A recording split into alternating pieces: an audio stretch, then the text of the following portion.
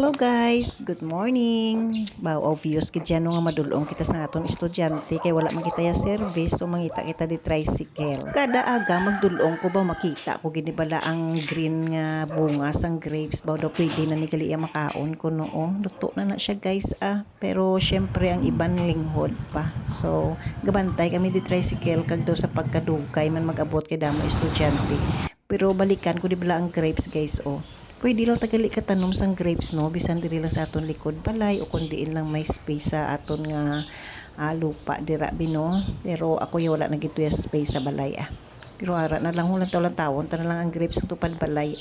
so nagabot na ko di sa balay guys so maumpisa naman ta sang aton daily routine ko naga magpinaninlo magpinangugas pinggan manglaba kag magluto pero basta gani bala guys 8 o'clock na wala na ko na di upod sa balay kay syempre nagwork ang akon nga husband kag ang akon nga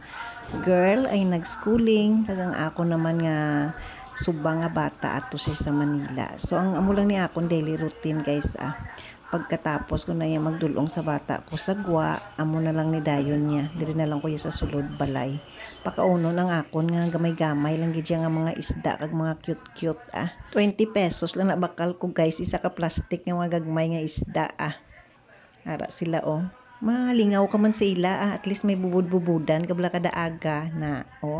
gamay lang kag mga bato kuha ko sa nuwakin mahimos na ta guys kay mamahaw ko tapos ko pamahaw pakaunon kung akon mga chikiti nga mga kuring kag amo lang na mabantay sang tianggi kung tapos na ang uber may gamay lang ko guys nga tianggi para at least bala may income ka man bisan gas tambay ka lang di sa balay so ara guys pakita ko bala na amo lang na siya guys kagamay kahit paano malingaw ka man sa tianggi pero syempre at the same time may hara kagid income di bala so amo lang na guys, thank you so much for watching, bye.